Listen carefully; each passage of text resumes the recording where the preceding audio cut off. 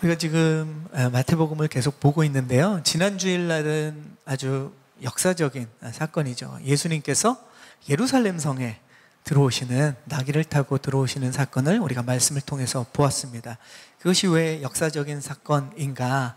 예수님이 예루살렘 성에 오신 것은 바로 십자가의 죽음을 통해서 저와 여러분을 포함한 온 세상의 모든 사람들의 그 죄를 대신해서 죽으시고 또 부활하시고 승천하셔서 우리의 모든 것을 회복시켜 주시는 아주 중요한 그 시작이 예루살렘 성에 들어오시는 것으로부터 시작되고 있기 때문에 그렇습니다. 그리고 예루살렘 성에 오셔서 이렇게 예수님의 그 십자가의 사건들을 이루실 때 그 많은 사람들이 이제 외쳤죠. 뭐라고 외쳤습니까?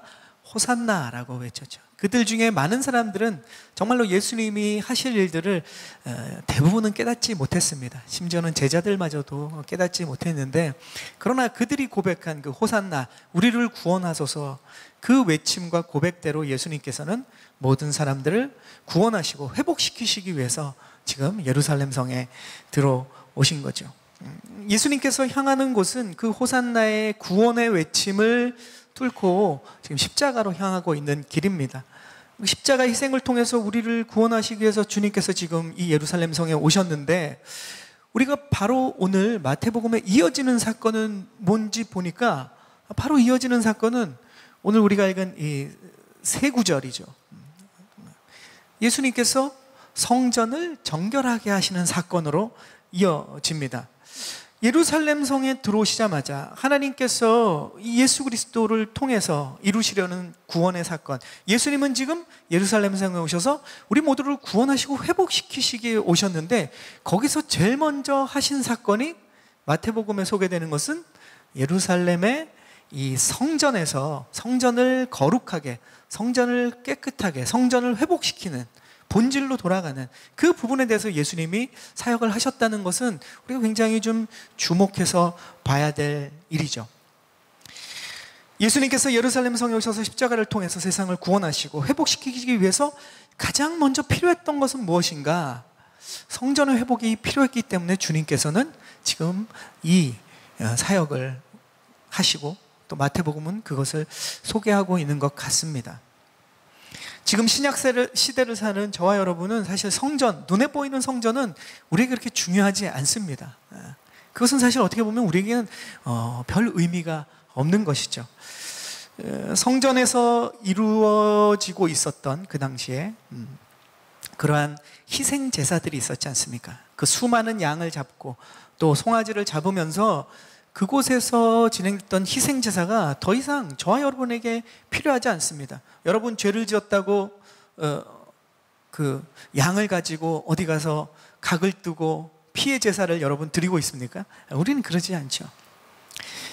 왜냐하면 우리가 특별히 히브리서에 아주 자세하게 설명하고 있는데, 예수님께서 친히 저와 여러분의 모든 죄를 위해서 희생 제물이 되신 거예요. 어린 양이 되신 거예요.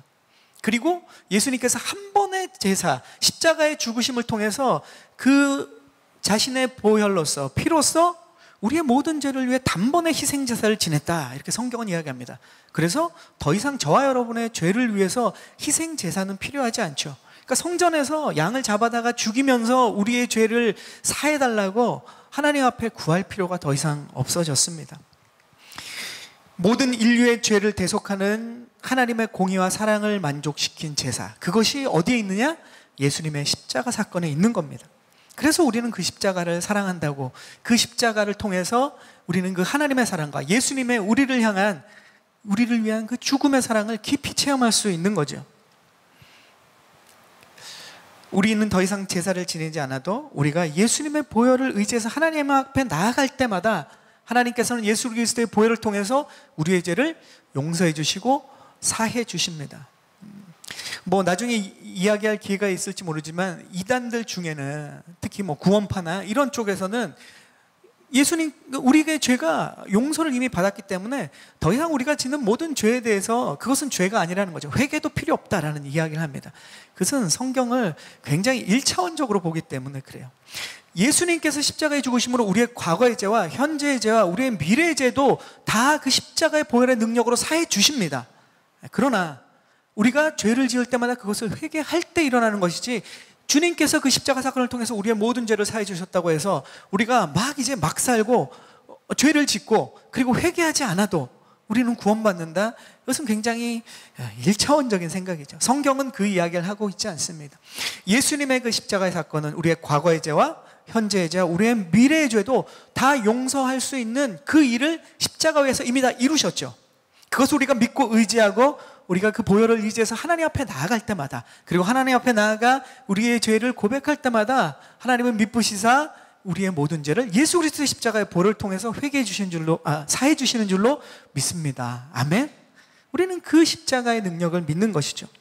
이제 예수님의 이 십자가의 희생 제사를 믿고 의지하는 우리에게 그럼 성전은 어디냐? 더 이상 양을 죽이고 그 피를 뿌려야 되고 우리의 죄를 사함을 받기 위해서 해야 되는 그 성전이 필요 없다면, 그럼 지금 우리에게 성전이 어디입니까? 고린도전서 3장 16절은 우리에게 성전이 여전히 있다는 거죠. 신약 세대를 살아가는 예수 그리스도의 십자가를 믿는 저와 여러분에게 성전이 있다는 거예요. 어디에 있습니까? 여러분의 성전은 여러분 자신이 성전이다라고 고린도전서 3장 16절 말씀을 통해서 하나님은 저와 여러분에게 분명히 말씀하십니다. 우리가 왜 성전입니까? 우리 안에 성령 하나님께서 거하시기 때문에 저와 여러분이 성전이 되는 거예요. 우리의 몸이 누구를 모시고 누구를 주인으로 삼고 누가 거하느냐에 따라서 우리가 성전이 될 수도 있고 안 될 수도 있는 거예요. 구약시대의 성전은 뭡니까? 하나님이 이 땅에, 이 죄악 가운데 있는 이 땅에서 오로지 거룩한 곳, 한 곳을 만날 수 있는 곳은 성전 안에 지성소밖에 없었어요. 거기에 하나님의 임재가 머무는 것이죠. 신약시대를 살아가는 예수 그리스도의 십자가를 믿고 예수 그리스도의 구원의 그 능력을 믿는 저와 여러분에게 성전은 어디냐? 저와 여러분이 성전이라고 성경은 말씀해 주십니다. 이거 얼마나 놀라운 일입니까? 우리가 능력이 있어서, 우리가 뭐 특별한 것이 있어서가 아니라 우리 안에 하나님의 영이 거하시기 때문에, 우리를 주인 삼아 계시기 때문에 저와 여러분이 성전이 되는 겁니다. 이것은 놀라운 능력이죠. 놀라운 축복이죠. 놀라운 은혜입니다. 구약시대의 이 예수 그리스도의 십자가의 능력을 이해하지 못하는, 그것을 경험하지 못하는 사람들에게는 상상할 수 없는 일이 우리에게 일어난 거예요. 고린도전서 3장 16절에 이렇게 말씀하시지 않습니까? 너희는 너희가 하나님의 성전인 것과 하나님의 성령이 너희 안에 거하시는 것을 알지 못하느냐. 성령 하나님께서 지금 우리를 성전 삼아서 우리 안에 거하고 계시는 거예요. 그래서 우리는 우리의 몸을, 우리의 생각을, 우리의 영혼을, 우리의 마음을 함부로 해서는 안 되는 거예요. 왜냐하면 우리가 성전이기 때문에. 그래서 말씀 안에서, 믿음 안에서, 사랑 안에서 우리는 살아가야 됩니다. 우리는 그냥 우리의 몸대로 사는 것이 아니라, 세상 사람들은 그 안에 성령 하나님이 거하시지 않기 때문에 성전이 아닐 수 있지만, 우리는 성령 하나님께서 우리 안에 거하시기 때문에 우리는 성전을 모시고 살아가는 거예요. 우리가 가는 곳마다 하나님의 임재가 거하는 것입니다. 우리 안에 계신 하나님을 모시고 살아가는, 이것이 진짜 하나님을 예배하는 삶이에요. 우리는 그래서 교회 안에서뿐만 아니라, 교회당 안에서뿐만 아니라 우리의 삶의 자리에서 우리가 가는 곳마다 우리가 성전이고 우리 안에 성령 하나님이 계시기 때문에 우리는 예배의 삶을 사는 겁니다. 먹고 마시고 입고 사람들과 살아가는 세상 속에서도 우리는 예배하는 삶을 살아가는 거예요. 여기에 이런 신앙생활이 구약의 성전 중심의 예배를 드리는 신앙생활이 아니라, 저와 여러분처럼 이 신약세대에 그리스도를 중심으로 예배드리며 살아가는 신앙의 삶이 바로 이러한 삶인 거예요. 호산나 구원자로 오신 주님께서 지금 성전의 회복이 중요하셔서 예루살렘의 성에 입성하자마자 성전을 정결하게 하신 것처럼, 우리에게 구원의, 그 예수 그리스도의 구원의 능력이 회복이 필요할 때 우리가 정말로 준비해야 될 것은 뭐냐? 우리가 돌아봐야 되는 것은 무엇이냐? 바로 저와 여러분, 성전인 우리의 삶의 자리를 돌아봐야 된다는 거죠. 성전이 거룩하게 되고, 그리고 그 예루살렘 성 안에 예수 그리스도의 십자가의 사건들이 이제 위에서 그것이 준비되었던 것처럼, 우리의 삶에서 예수 그리스도의 십자가의 회복의 능력이 일어나려면 우리 안에 우리의 성전이 지금 어떠한 상태인지를 우리가 살펴봐야 된다는 거죠.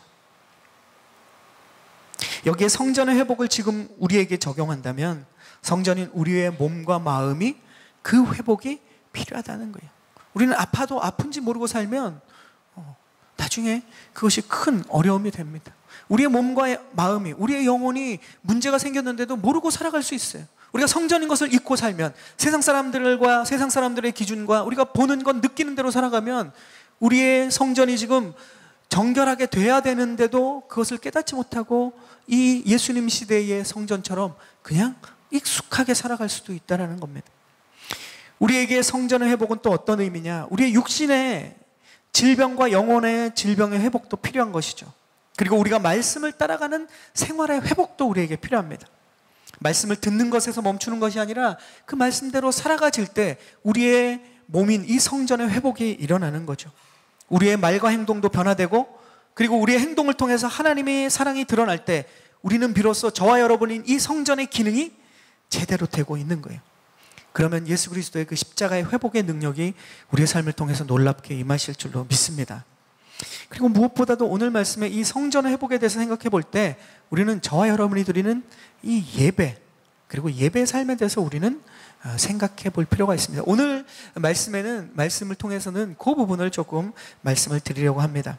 오늘 성전을 정결케 하시는 예수님의 모습을 통해서 우리는 무엇을 배우고, 또 특별히 우리가 드리는 예배에서 우리는 어떤 우리의 믿음의 변화, 믿음의 고백, 믿음의 결단, 삶의 결단이 필요한지를 오늘 말씀을 통해서 살펴보기 원합니다. 우리 12절과 13절 말씀을 함께 읽겠습니다. 12절, 13절 시작.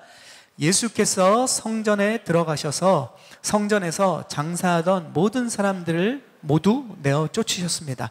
예수께서는 돈 바꿔주는 사람들의 상과 비둘기를 파는 사람들의 의자도 둘러 엎으셨습니다. 예수께서 그들에게 말씀하셨습니다. 성경에 이렇게 기록되어 있다. 내 집은 기도하는 집이라 불릴 것이다. 그런데 너희는 이 성전을 강도의 소굴로 만드는구나. 당시 여러분도 아시는 분도 많으시겠지만 성전의 구조를 살펴보면, 들어갈 때 말고 맨 중심부터 살펴보면 제일 중앙에, 성전 중앙에 무엇이 있습니까? 성소가 있죠. 그 성소의 가장 중앙에는 지성소라는 곳이 있습니다. 지성소에는 아무나 들어가느냐? 아무도 못 들어가죠. 단 한 사람이 들어갑니다. 대제사장이 들어가요. 대제사장도 수시로 들어갈 수 있느냐? 안 됩니다. 1년에 딱 하루 들어갈 수 있습니다. 1년에 딱 하루, 그것도 자신의 죄를 정결케 해야 되는 굉장히 복잡하고 두려운 절차를 거쳐서 지성소에 들어갈 수 있었어요. 왜냐? 지성소는 거룩이, 이 땅에서 구약 당시에 유일한 거룩이 있는 곳이고 하나님의 임재가 있는 곳이기 때문에 대제사장조차도 자신의 죄를 완전히 깨끗하게 하지 못하고 들어가면 가버리는 거죠. 네. 그래서 지성소에는 대제사장이 1년에 한 번 들어가고 아무도 못 들어가는 곳이. 그럼 지성소를 둘러싸고 있는 그 성소에는 그럼 아무로 들어가느냐? 거기도 제사장들만 들어갑니다. 제사장도 자기가 순번이 아닌데 그냥 들어갈 수 없습니다. 그러면 큰일 납니다. 제사장들도 이 성소에는 자기가 역할과 사역을 맡았을 때만 들어가는 것이 성소죠. 그리고 그 성소 밖으로 나오면 어디가 있느냐? 그야말로 이제 유대인들, 그것도 남자들만 갈 수 있는 그러한 공간이 나옵니다. 그럼 유대인 여자들은 어떻게 하느냐? 여인의 뜰이 따로 있었어요. 거기도 못 들어가고, 그 당시에는 이 남녀 차별이 있었기 때문에 사이드에 여인의 뜰이 있습니다. 근데 거기도 못 들어가는 사람들이 있죠. 누구들입니까? 이방인들이죠. 이방인들은 성전에 들어갈 이유가 없는 사람들도 많습니다. 여호와 하나님을 모르는 사람들이 많죠. 그러나 우리가 아는 것처럼 이방인들 중에도 경건한 사람들이 있었어요. 하나님을 경외하는 사람들이 있었어요. 그 사람들이 갈 수 있는 곳이 있었는데 거기가 어디냐면 이방인의 뜰입니다. 이방인의 뜰은 어디냐? 제일 구석탱인 거예요. 그러니까 우리가 성전을 만약에 지금 딱 들어간다고 하면 제일 먼저 문을 열고 들어가는 곳이 이방인의 뜰이에요. 그러니까 이방인들은 거기까지밖에 못 들어갑니다. 저와 여러분이 2000년 전, 그 전에 구약시대에 태어났다면 거기까지 가서 뜰만 밟고 거기서 기도하다가 그냥 나오는 거예요. 그 다음 단계, 무슨 무협지에 보면 하나씩 깨면서 들어가지 않습니까? 절대 못 들어가는 것이죠. 우리가 이 신약시대를 살아간다는 것이 얼마나 큰 축복인지 모릅니다. 아까도 말씀드렸지만 우리는 지성소까지 그냥 들어가요. 어떻게 보면 들어간다는 것이 필요가 없죠. 우리는 지성소를 모시고 우리 안에 사는 겁니다. 하나님께서 이 십자가를 통해서, 예수 그리스도의 십자가를 통해서 그 일을 이루신 거예요. 우리가 얼마나 좋습니까? 얼마나 행복합니까? 얼마나 이 구원의 능력이 우리에게 놀랍고 위대한 것입니까? 우리가 예수 그리스도를 내 인생의 구원자로 모셔드리고 우리의 모든 죄를 사하신 그 십자가의 죽음을 우리가 믿음으로 받아들이기만 하면 우리는 우리의 삶의 자리에서 언제든 우리의 지성소 안으로 들어가는 거예요. 우리가 지성소를 모시고 살아가는 삶이 되는 겁니다. 그 당시에 예수님께서 지금 오늘 사건이 나오는 이 장사하는 상인들을 내어쫓는 그 곳이 어디냐면 이방인의 뜰이에요. 거기서 장사를 하고 있었습니다. 자, 예수님 당시에 이 이방인 뜰에서 장사하는 사람들, 이들을 예수님이 내쫓고 있다. 그들이 무슨 거기 있으면 안 되는 사람들인가? 괜찮습니다, 사실은. 그 사람들은 거기 있는 사람들이 맞아요. 성경 안에서 장사하는 것이 나쁜 것이냐? 아닙니다. 예수님께서 비유하실 때, 하늘나라를 비유하실 때 굉장히 비즈니스, 그리고 장사에 대해서 굉장히 중요한 이야기들을 하셔요. 하나님을 무엇으로 말씀하시느냐? 그 자신의 종이나 사람들에게 달란트를 맡기십니다. 그죠? 그리고 이윤을 남기라 그러세요. 달란트는 그 당시에 진짜 실제 화폐의 가치입니다. 그러니까 예수님이 하시던 비유 안에서도 이 장사, 비즈니스는 굉장히 중요한 것이었어요. 그러니까 지금 장사하는 사람들이 성경적으로 또 예수님이 볼 때 문제가 있느냐? 그거 자체는 문제가 없죠. 그러면 그곳에서 장사하는 것이 문제가 되느냐? 문제가 되지 않습니다. 신명기에 보면 하나님께서 말씀하셨어요. 거기서 장사하는 사람들이 필요하다. 왜 필요하냐? 성전에 사람들이 자기 죄를 회개하기 위해서 오잖아요. 그러면 자기 양을, 자기의 재물들을, 가난한 사람들은 비둘기를, 재물들을 가지고 와서 그 재물을 통해서 제사장 앞에서 이 제사를 지내야 되는데, 예를 들어 보십시오. 뭐 부산에 사는 사람이 서울에 만약에 성전이 있는데 그 양을 가지고 어떻게 옵니까?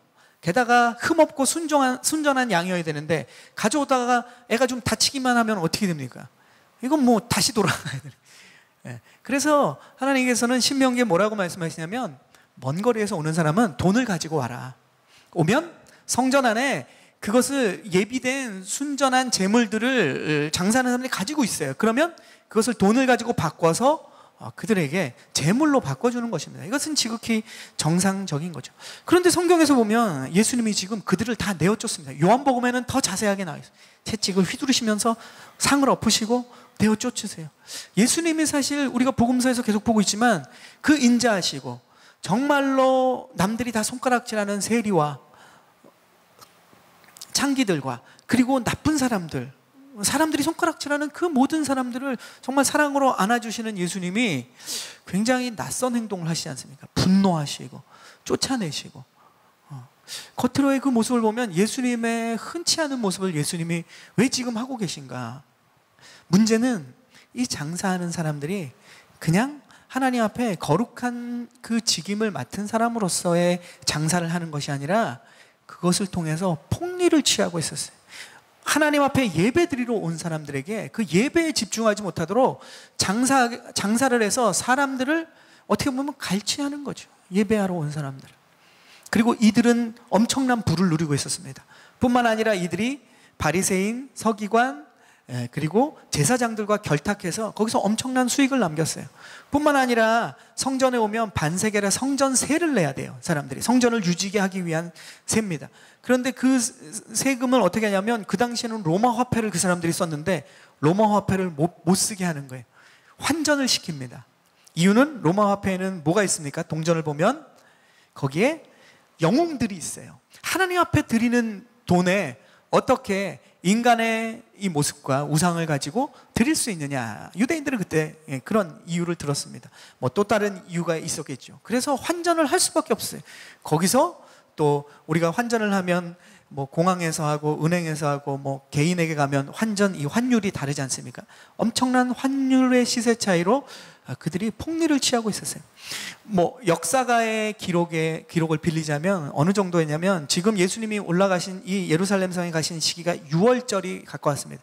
6월절은 어떤 날입니까? 유대인들에게 모두가 우리의 뭐 추석이나 구정 명절처럼 그들이 다 고향에 와서 가족들과 함께 하나님 앞에 성전에 올라서 예배드리는 아주 중요한 절기입니다. 그러니까 유대인들, 이스라엘에 사는, 유대 땅에 사는 사람뿐만 아니라 각 나라에 흩어졌던 디아스포라들도 다 오는 거예요. 그러니까 엄청난 인구가 있었겠죠. 순례자만 기본적으로 한 해에 18만 명 정도가 됐대요. 드려지는 제물이 25만 마리 정도 됐다고 합니다. 그 당시의 인구나 그 당시의 상황으로 본다면 엄청난 일들이죠. 그러니까 그 당시에 폭리가 굉장히 많이 취해졌다고 해요. 역사의 기록에 의하면 그 이스라엘의 예루살렘 성이 함락됩니다. 예수님께서 예언하시잖아요. 이 돌 위에 돌 하나도 남지 않을 거다. 실제로 예수님이 십자가에 죽으시고 나서 기원 후 70년 정도의 로마와 3차의 전쟁을 유대인들이 독립전쟁을 합니다. 그리고 타키투스에서 완전히 박살이 나요. 예루살렘에 성이 무너지고 성전이 파괴됩니다. 그때 이 예루살렘 성이 무너지니까 이제 로마는 어떻게 됩니까? 전리품을 챙기잖아요. 그 획득을 하는데 엄청나게 쌓았던 그 금, 그러니까 착취했던 그 금을 이제 로마가 갖게 되지 않습니까? 근데 어떤 일이냐면 그 금이 너무 많아가지고 그 모든 이 유대 땅 지역에 있는 모든 그 지역들의 여러 곳에 금값이 확 떨어졌다고, 금소동이 일어났다고. 그 정도로 이 폭리들이 심했습니다. 그러니까 예수님이 볼 때는 이 유월절에 예수 그리스도께서 사실 유월절 어린 양의 상징이지 않습니까?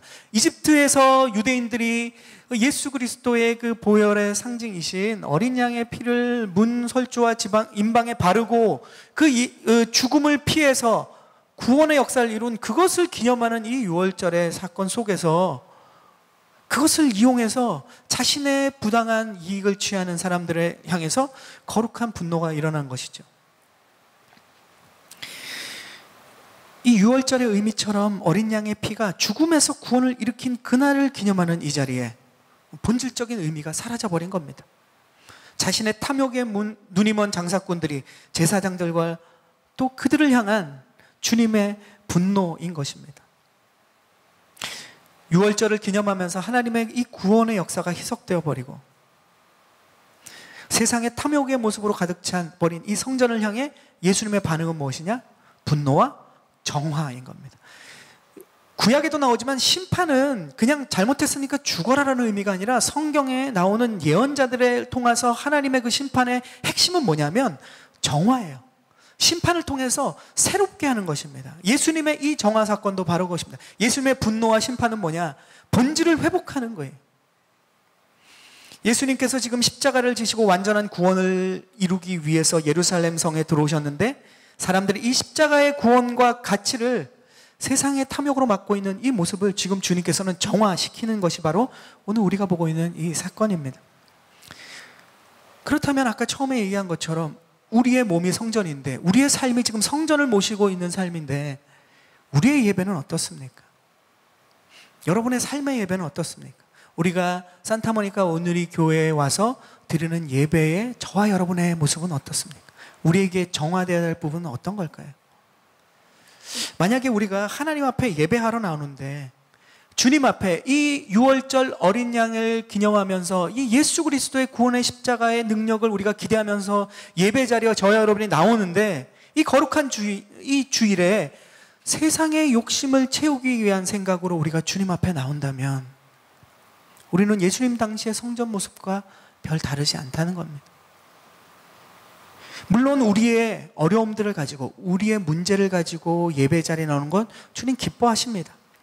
그러나 세상의 욕심을 채우기 위해서 성공을 이루기 위해서 주님께 나오는 것이 우리의 주 목적이라면 이것은 주님을 만나러 오는 목적에 맞지 않는 거예요.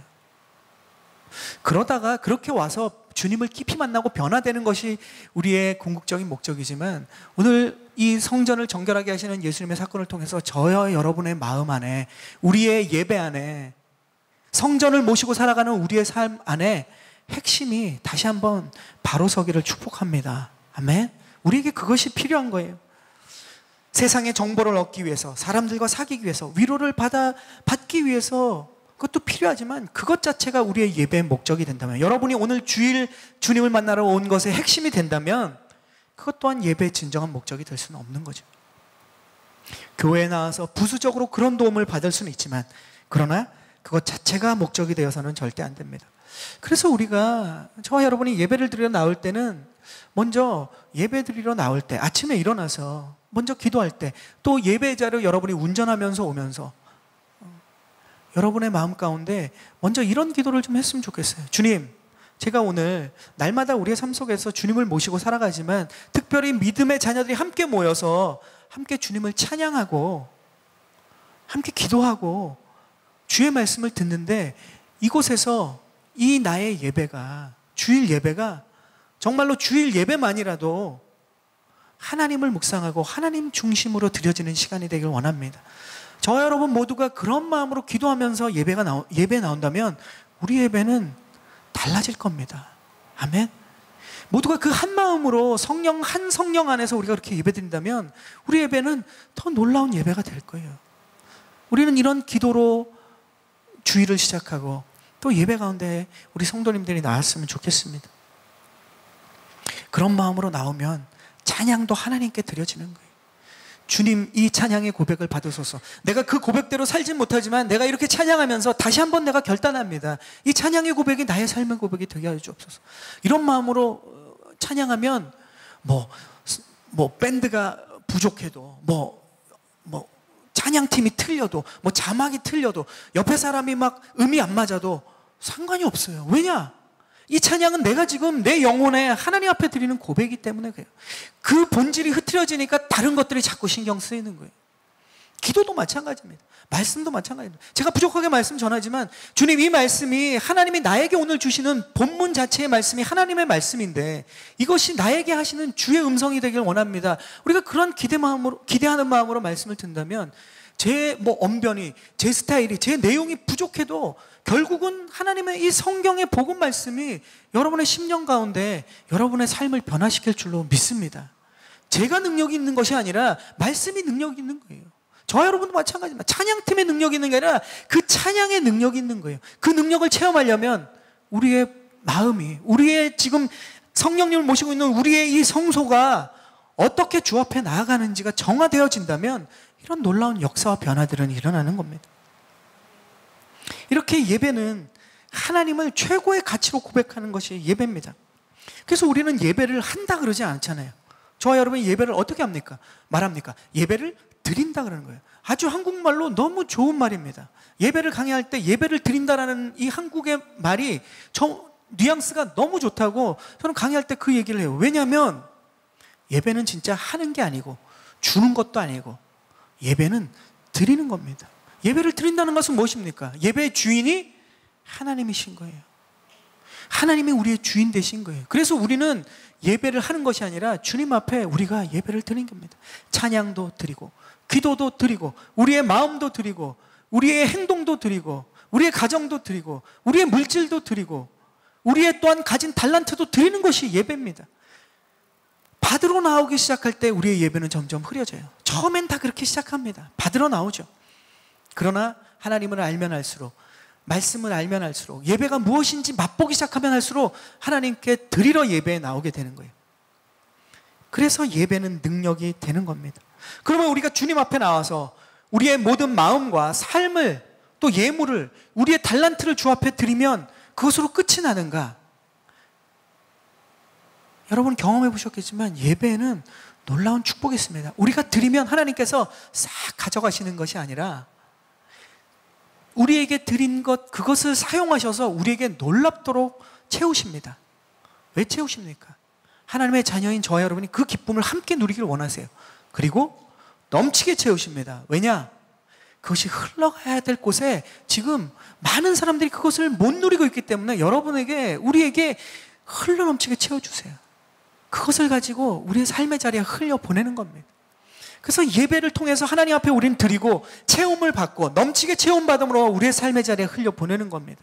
이것이 예배의 놀라운 능력이고 역사인 것이죠. 우리가 우리의 가진 것들을 드리지만, 우리의 삶을 드리지만 그 안에 우리는 또 무엇을 드립니까? 우리가 가진 문제, 우리가 가진 어려움, 우리가 가진 고통도 주 앞에 드리는 겁니다.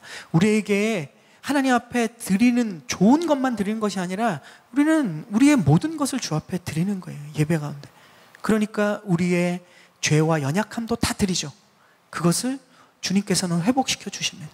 뿐만 아니라 우리의 지금 삶의 문제와 고통과 어려움들 그냥 세상 안에서 낑낑대고 있는 것이 아니라, 세상 사람들과 신세한탄만 하는 것이 아니라 주 앞에 예배 자리에 나오면 주님, 나의 이 모든 것을 받아주십시오. 주님은 다 아시지 않습니까?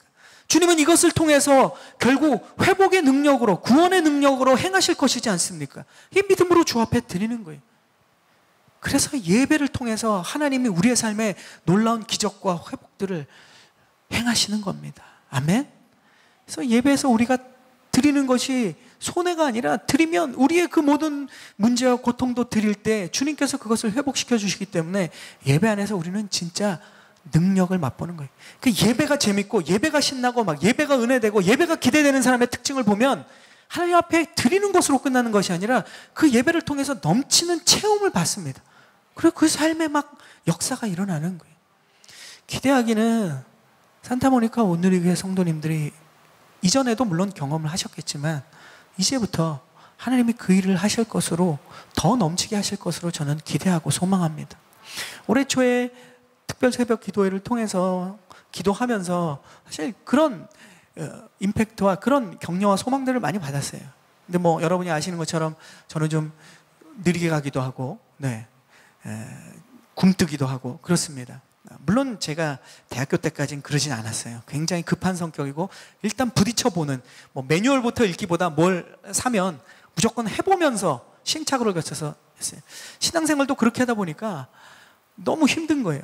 그리고 하나님이 계획하시고 인도하시는 그것을 골은 발견했는데 방법을 내가 먼저 막 부딪히면서 하다 보니까 그것이 너무 힘들었습니다. 그래서 어느덧 신앙의 습관이 어떻게 되냐면, 하나님이 사인을 주시고 하나님이 응답을 주셔도 이것이 이루어지는 과정도 느리게 가는 거예요. 그래서 제가 이제 친한 분들한테는 그냥 이렇게 장난 삼아 이렇게 얘기하는 거죠. 하나님보다 조금 더 뒤에 가서 하나님이 좀 답답하시면 좀 더 저를 힘차게 이끌어주지 않으실까, 사인을 받아도 조금 더 기다리고 보는 거죠. 그것은 어떻게 보면 하나님보다 앞서 나가지 않기 위한 장치이기도 하지만 때로는 추진력과 열정이 좀 떨어지는 단점이 있어요. 근데 또 장점으로 보면, 목회할 때는 함께 있는 사람들은 워밍업이 안 되는데 사역자나 리더들이 먼저 막 혼자 워밍업이 다 되고 뜨거워서 갑시다 그러는데 혼자 이미 이제 데워진 거예요. 딴 사람들은 아직 달궈지지 않은데, 그런 부분에서는 사실 좀 도움도 됐습니다. 어쨌든 이 하나님이 저희 산타모니카 온누리교회 예배를 통해서 또 여러분의, 우리가 부족하지만 이 연약한 기도들, 때로는 답답할 때도 있어요. 더 뜨겁게, 더 간절히 하나님 앞에 기도하면 좋을 텐데, 그런데 하나님이 우리의 기도를 받으신다는 그 확신을 주셨어요. 아멘? 여러분 중에는 이미 그런 응답들을 체험하는 분들도 계시고 아직 시식조차 못한 분들도 계실 거예요. 그러나 주님께서는 분명히 우리의 기도를 통해서, 그 기도가 아무리 유창하던 유창하지 않던, 오랜 신앙생활 가운데 기도했던, 이제 막 신앙생활을 시작했던, 그것은 하나님 앞에 중요하지 않습니다. 얼마나 주님을 의지하고 믿고 기도하느냐, 그 기도에 응답하실 줄로 믿습니다. 그 일들을 시작하신다고 생각해요. 그리고 이번 가을부터는 그 일들을 좀 구체적으로 우리가 하려고 합니다. 여러분도 기도해 주시고, 이것은 뭐 몇몇 리더들이 하는 것이 아니라 우리 모든 성도들이 함께 경험을 해야 돼요. 몇몇이 하면 그 사람들만 은혜 받습니다. 그것은 교회의 본질적으로 아름다운 모습이 아니죠. 모든 이들이 함께 발맞춰 가면서 그 체험들과 그 축복들을 함께 누려야 돼요. 그 영적인 것에 소외되는 사람들은 더 어려워집니다. 우리가 함께 그것을 누리기를 소망합니다. 그래서 우리의 모든 것을 주 앞에 드릴 때 우리의 문제와 어려움과 고통도 주님 앞에 맡겨드리는데, 그 크신 하나님께 기도하면서 그 크신 하나님의 능력을 의지할 때 어떤 일이 일어나느냐, 우리가 읽었던 13절 마지막에 이렇게 예수님이 말씀하시지 않습니까? 성전은 무엇이냐? 이곳은 기도하는 집이다. 구약의 말씀을 간접 인용하십니다. 무슨 얘기입니까? 저와 여러분이 성전인데, 우리가 하나님 앞에 나올 때 본질적으로 우리가 가져야 되는 것, 우리의 삶의 자리에서 하나님 앞에 고백할 때 본질적인 것은 무엇이냐? 기도다라는 거죠. 기도는 하나님과 우리와의 대화고, 기도는 우리와 하나님과의 호흡이고, 이 호흡이 살아나면, 우리의 육신의 호흡도 살아나면 우리의 몸이 건강해지는데, 우리의 영적인 호흡인 기도가 살아나면 하나님과 우리의 삶의 관계들이 놀랍도록 능력이 일어나는 줄로 믿습니다. 우리의 성전이 회복되는 것은 뭐냐? 하나님과 우리의 관계가 회복되는 거예요. 기도가 회복되는 겁니다. 하나님과의 대화가 회복되는 거예요. 내 삶의 자리에서 내 경험과 내 보이는 그런 것들만 의지하는 것이 아니라 주님을 더 의지하기 시작하는 것이 바로 이 기도를 통해서 일어나는 것입니다. 주님은 그것을 원하시는 거예요. 그렇게 주님 앞에 기도하면서 주 앞에 나올 때 어떤 일이 일어나는가? 우리가 마지막 절 14절 말씀을 읽어보겠습니다. 14절 시작. 성전에서 눈먼 사람들과 다리를 저는 사람들이 예수께로 나오자 예수께서는 그들을 고쳐주셨습니다. 아멘. 자, 지금 성전을 정화시키는 사건 뒤에 딱 한 줄이 나옵니다. 그 이야기가 뭐냐면 주님께서 어떻게 보면 눈먼 사람과 다리를 저는 사람들은 성전에 그들은 연약한 자들이에요. 소외된 자들이에요. 그리고 재물로 이야기하면 흠 있는 재물입니다. 남들이 볼 때 결격 사유가 있는 사람들이에요. 관심을 갖지 않는 사람들입니다. 성전에선 사람들이 누굴 쳐다봅니까? 대제사장, 제사장, 그리고 바리새인들의 그 멋진 휘황찬란한 모습과 기도들을 주목하게 되어 있습니다. 그러나 예수님이 하나님이 주목하시는 사람은 누굽니까? 성전에서 그들의 얘기는 안 나와요. 오히려 그들이 하나님을 이용해서 자신들이 자신의 것을 내세울 때 그들은 다 정화시켜 버립니다. 그리고 주님의 관심은, 주님이 하신 일은 무엇입니까? 눈먼 사람들과 다리를 저는 사람들, 그들이 부족하고 연약하고 그래서 하나님을 만날 수 없을 것 같은 사람들, 그들을 주님은 만나 주십니다. 그리고 그들은 성전에서 그러한 보이는 것들을 향해 나은 것이 아니라 보이지 않는 예수님이 진짜 구원자이시고 호산나 메시아이신 것을 알았기 때문에 그들은 성전에서 주님께로 나옵니다. 그러니까 주님은 무엇을 하십니까? 그들의 고통을 치료해 주십니다. 이것이 우리가 주님 앞에 기도하며 우리의 성전이 주님 앞에 온전해지고 주님 앞에 나아갈 때 일어나는 변화입니다. 그 모든 한 사람 한 사람을 주님이 치료해 주시는. 여러분의 성전이 어떻습니까?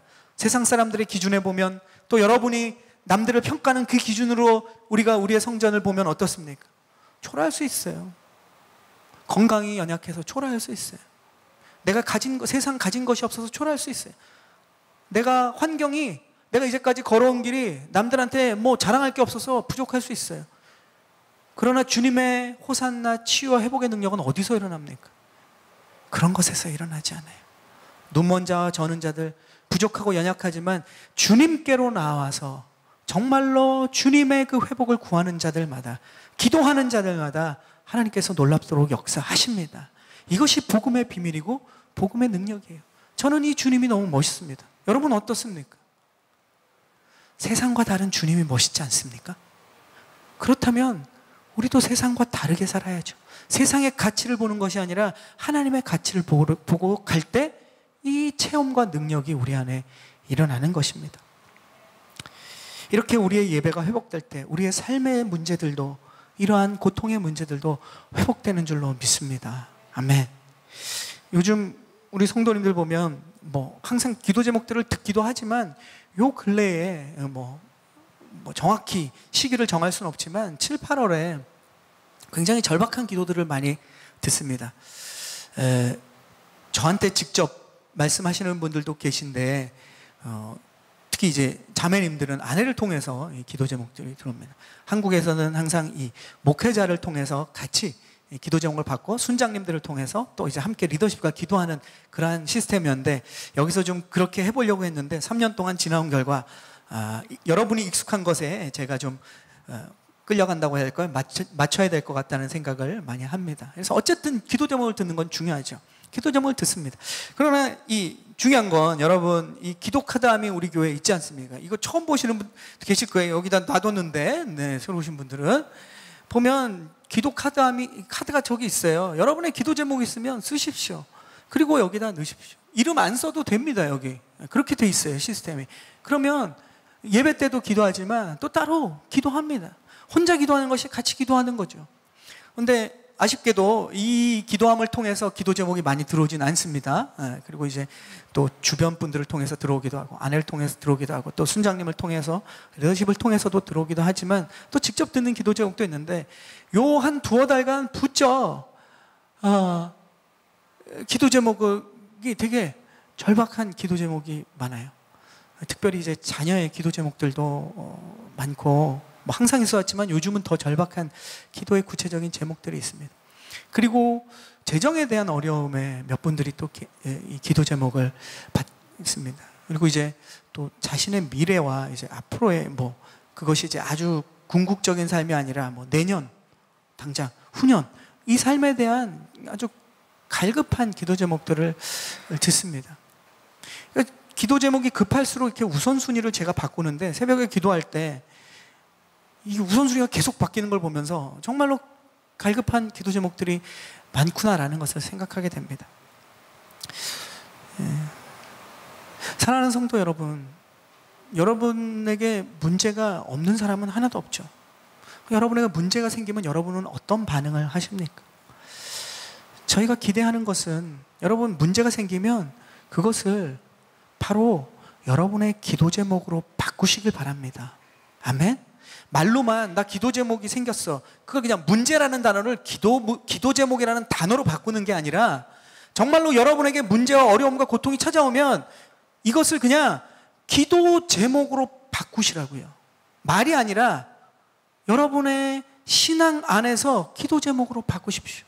문제가 생기면, 어려움이 생기면, 고통이 찾아오면 이거 어떡하지? 한숨 내실 그 반응보다 먼저 우리에게 일어나는 반응은, 주님, 나에게 이 문제, 이 고통, 이 어려움 주님 앞에 맡겨드립니다.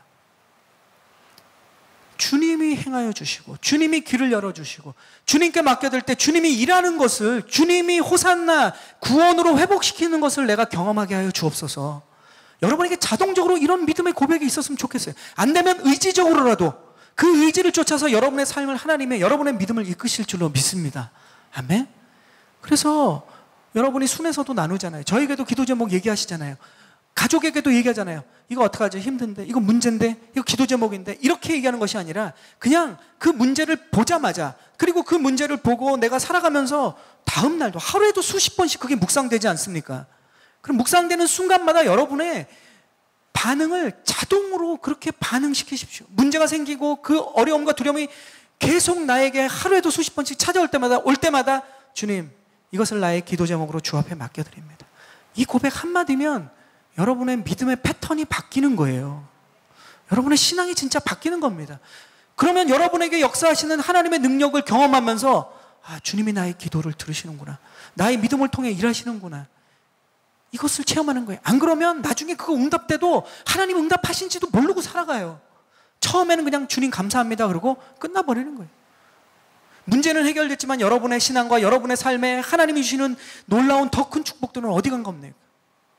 문제 해결의 그 상황의 응답만 갖고 끝날 겁니까? 하나님은 그것을 원하지 않으세요. 더 많은 것으로 채워주십니다. 그래서 우리의 문제와 고통과 고난과 어려움이, 그것을 통과한 사람, 그것을 통과해서 하나님의 능력을 경험한 사람들은, 와, 이 고난이 내가 그땐 너무 죽을 것 같이 힘들었지만 이것이 나에게 진짜 축복이구나라는 시편의 기자의 고백이 나의 고백이 되는 거예요. 그 맛이 어떤 건지 진짜 알고 우리는 고백하게 되는 겁니다. 기대하기는 이제 9월부터 시작되는 우리에게 새로운 학기가, 새로운 순모임이, 새로운 예배들이, 우리의 예배들이, 여러분의 삶의 자리에, 여러분의 삶의 예배들이 기도를 통해서 변화되는 축복의 길을 소망합니다. 아멘? 그리고 이 산타모니카 온누리교회에 드리는 여러분의 일부의 예배가 그냥 매주 습관적으로 드리는 그러한 모임과는 다른 거예요. 달라지기를 원합니다. 그래서 우리가 예배에 나올 땐 기대하고 나오는 거예요. 예전에 한번 우리 순장님들께는, 순원들께 공지드리라고 했는데, 뭐 요즘 많이 좋아지셨습니다. 예배 시간이 10시 반이지 않습니까? 그 전에 나오시는 분들도 많아요.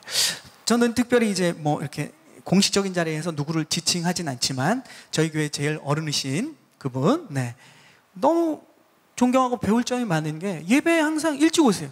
그리고 일찍 오셔서 기도하십니다. 우리 권사님들 중에도 그런 분들이 많이 계시죠. 예배는 그때부터 시작되는 거예요. 우리가 만약에 찬양 지나고 기도 지나고 말씀하고, 물론 어떤 특별한 상황이 있고 늦어서 그렇게 오는 건 그런 거는 양해가 됩니다. 누구든 그럴 상황이 생겨요. 그런데 그것이 익숙하고 그것이 마치 나의 예배 패턴인 것처럼 되면, 여러분의 예배를 통해서 하나님의 회복과 여러분의 믿음의 성장과 여러분 삶의 능력을 행하시는 그 주님의 그 일들이, 에너지가, 그 놀라운 능력들이 나타나기에는 시작부터 이게 안 되는 거예요. 예배 일찍 오십시오. 일찍 와서 뭐 합니까? 하나님 앞에 우리 마음을 드리는 거예요. 왜냐하면 오면서 분주해지거든요.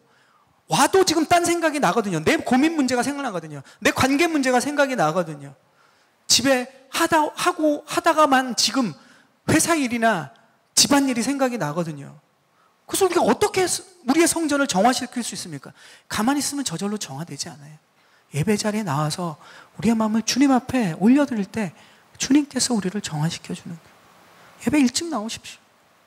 예배 시작 전에 오셔서 마음을 다스리고 기도하시고, 또 주변 분과 만날 때 세상 얘기하지 마시고 오늘 예배를 통해서 하나님이 우리를 회복시킬 것이다, 이런 믿음의 고백들을 하십시오.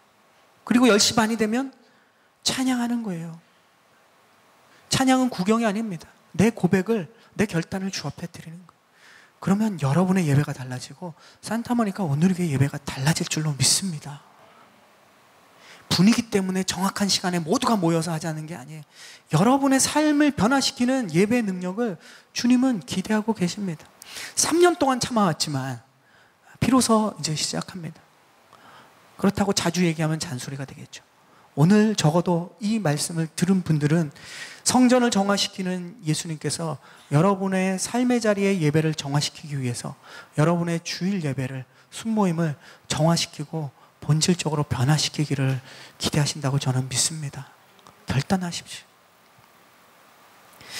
지금 우리의 그 모든 그러한 다양한 기도 제목들이 지금 엎치락뒤치락하고 우선순위가 바뀌면서 막 갈급한 제목들이 올 때마다 저는 사실, 저도 그렇죠. 사람인데 야, 이거 진짜 기도로 응답될까? 와, 너무 심각한 문제인데 이게 막 쌓이니까 이 문제들이 어떻게 해결될까? 세상적인 방법으로 생각하면 답이 없는 기도 제목이 많아요. 저도 믿음이 연약해요. 그래서 고백합니다. 하나님 앞에.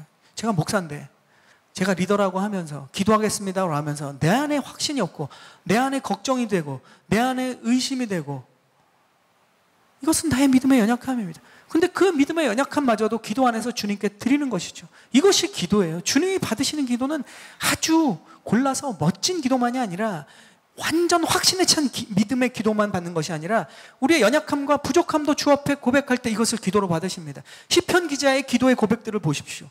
믿음의 확신의 기도뿐만 아니라 의심에 가득 찬 기도도 주 앞에 올려드릴 때 주님께서 그 믿음을 바꿔주세요. 회복시켜 주시고, 그리고 주님의 신실하신 능력으로 역사하시는 줄로 믿습니다.